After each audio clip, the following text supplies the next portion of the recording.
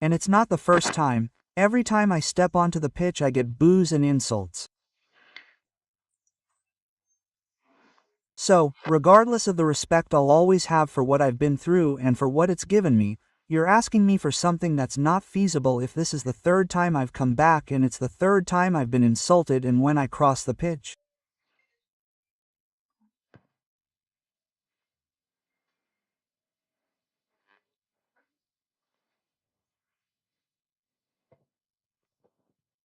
Goodbye, mister. A great victory for the Fear, a well-deserved one. A team that took to the pitch with the right determination, with great desire, but with nerves that were relaxed, the kind that knew how to play a careful, cautious game, but always under pressure, always with the ability to look for the wingers. A game that showed, in my opinion, heart, but also, tactically, right? In the second half you took away the depth of Perugia who were always going vertically. We tried to score, then a lot of control, we could have even scored a third with that crossbar from Capuano. This could be a game that will once again turn the championship and Ternana's season around.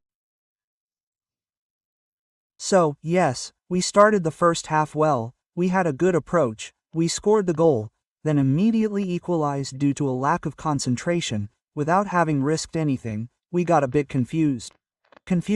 Especially when we were in the opponent's half and we conceded 2-3 counterattacks. With a simplicity that was what we had to eliminate because we had worked on the depth of these players, especially Montavago and Kante.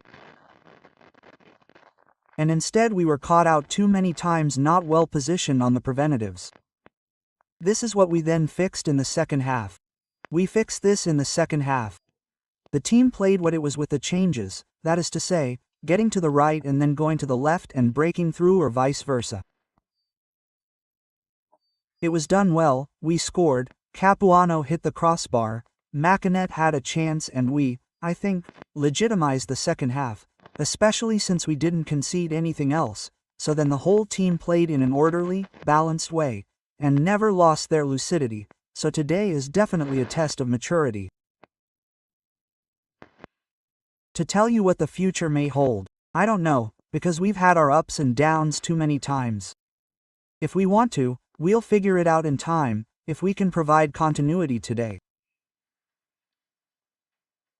Questions.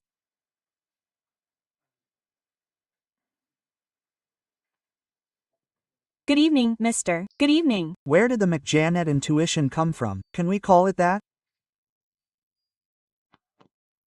Well, Mac started out playing, after which we changed a few things and he was one of those who, unfortunately, I've always said I wasn't sacrificing more than the others, but he's a guy who never gave up, he's always trained at 150%.